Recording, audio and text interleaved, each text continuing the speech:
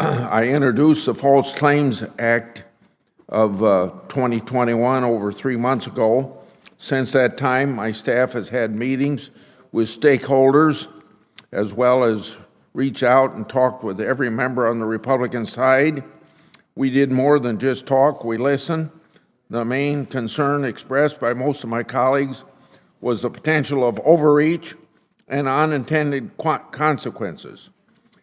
To address my concerns, colleagues' concerns, we developed a manager's amendment to further refine and clarify the intent of the bill. And now, in an effort to be transparent as possible, Chair Durbin and I agreed to postpone this vote in order to give ample time for the public and everyone on the committee to review the language. I'd like to thank all of our co-sponsors, my colleagues, for working with me to finalize that. Mr. Chairman, I want to take just a little bit of time to expand on what I just said about the bill we held over. And it's for all of my colleagues that maybe have come to the Senate in the last 20 years, don't know about the benefits of the False Claims Act. It's brought in $67 billion of fraudulently taken money from the taxpayers. This whole approach to QTAM started in the Civil War, Lincoln, and it worked pretty good until 1942 when it was gutted by the Congress of the United States because of the war efforts. Everybody thought that if you were going to sue these defense contractors, we might not win World War II. So it was that way for the next 50 years. And then in 1986, we finally come forward with the QTAM provisions that makes this law possible to bring back $67 billion of fraudulently taken money. Now understand that to get this bill passed in the first place, we were fighting the defense contractors for a whole year.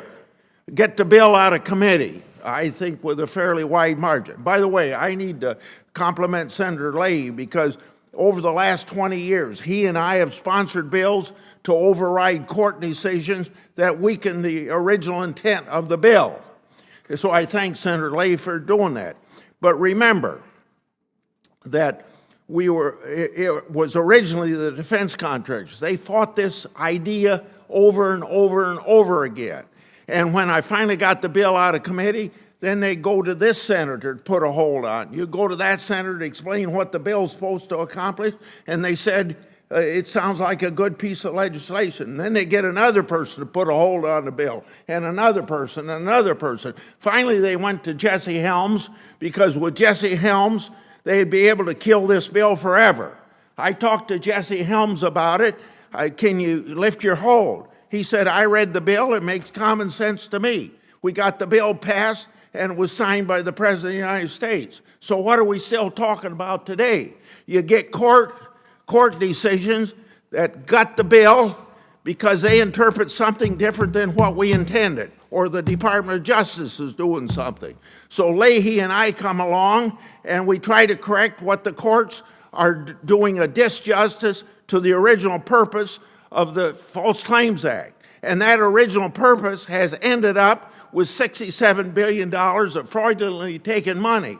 So when we're trying to correct some misinterpretation by the court, it should be a non-controversial thing based on the fact that this legislation works. So I hope next week, when we're working on this bill, you'll think about the history of it and what it is. Now, the defense contractors have given up after 20 years.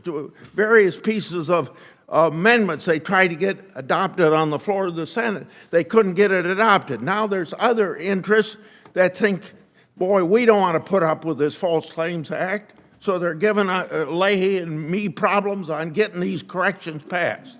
I hope you think about that for the next 7 days.